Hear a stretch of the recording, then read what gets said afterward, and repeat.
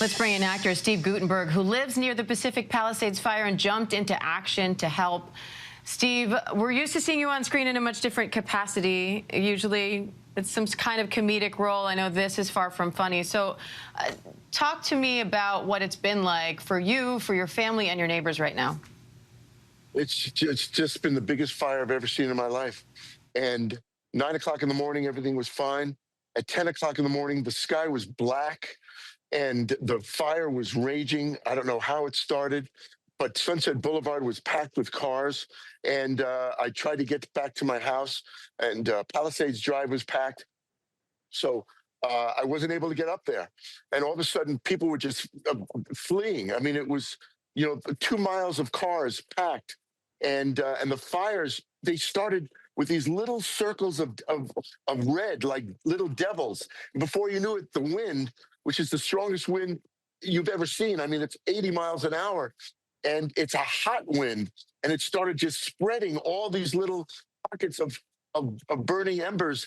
And then before you knew it, a whole hill was on fire. And the hills behind the schools were on fire. And then the police were telling the people to leave their cars. And the reason I want to be on the air is to tell people in a crisis, if you abandon your car in the street, leave your keys in the car. So guys like me can move your car so fire trucks can get in there. And if you're able-bodied, make sure you can help people. Just if you're able-bodied and you're strong, stay behind and help people. There are people in wheelchairs. There are older people who can't get anywhere. They have to walk down hills. They need help. Little kids, mothers having anxiety attacks, panic attacks. You need to stay behind and you need to help them. And we also need to do this during the real life, during real time. When the crisis is not happening, we need to be nice to each other and help each other as much as we can. But most importantly, if there's a crisis, leave your keys in your car so that guys like me can move your car so fire trucks can get up there and help people and save lives. Now, Steve, presumably people are leaving their cars because the flames are getting too close and they feel they have to escape on foot. So how are you then going and moving those cars? That sounds incredibly dangerous. Well, it has to be done.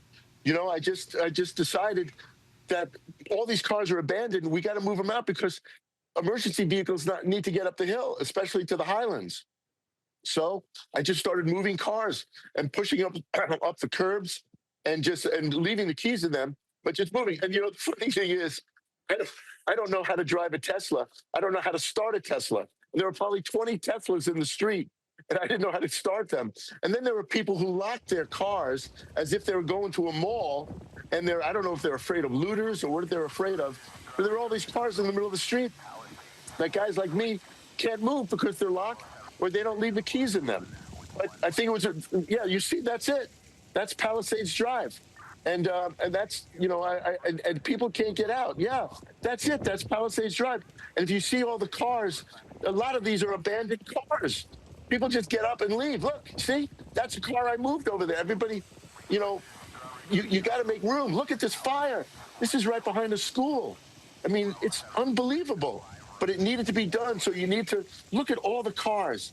It's like a parking lot. So when people abandon their cars, you got to leave your keys in there so guys like me can move them. Steve, you've lived in that area for a while. How does this compare to other wildfires you've seen? This is, it's like a 10 compared to a 3. That's it. It's a 10 compared to a 3. I've never seen a fire like this. And also, whenever there's a fire here in the Palisades, the planes or the helicopters are able to put it out pretty easily, and the firemen. These, look, they can't be put out. I mean, the winds, it also happened with these terrible winds. These winds are the strongest winds you've ever seen.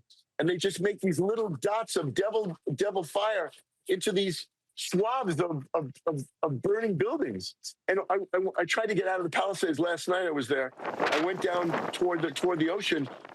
I couldn't get there. There were trees in the middle of the street, right near one of my temples, the Chabad and Rabbi Zushi, and the community center started to burn. So I went the other way, and I started going toward the grocery store, and the grocery store was on fire, and they wouldn't let us through. So I went down Temescal Canyon. And if anybody knows Temescal Canyon, there are all these beautiful homes there. There's a high school there. There's our live theater there. Everything was on fire.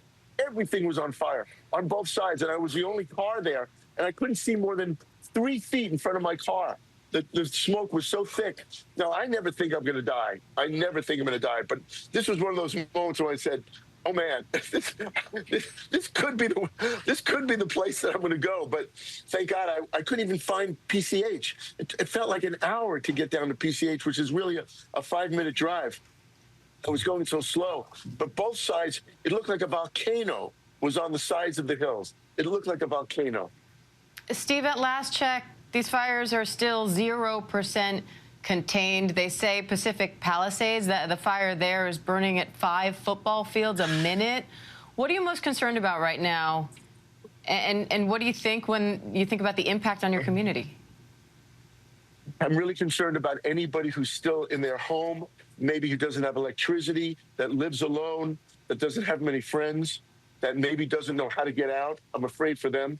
I'm afraid for the animals that have been left behind, and I'm concerned about the fire not getting controlled. And but after this is over, and it will be over, then we have to band together, and we have to become one community, one town, one nation, one world, and we have to help each other, and we have to rebuild. And it's going to take years to rebuild.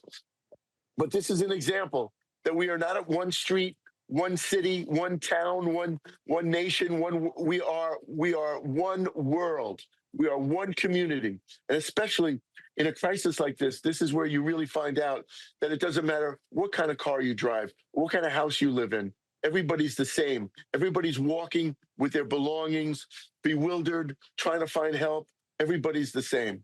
And it is the one bright spot often we do see in disasters like this is people coming together afterward in order to rebuild and move forward. Actor Steve Guttenberg, we appreciate your time today. Steve, stay safe. I cannot emphasize that enough. I know you want to go out and help people, but we also want you to be okay. Steve, thank you. I'm okay. I'm strong. I got to help people, but I appreciate that. Thank you. Thank you.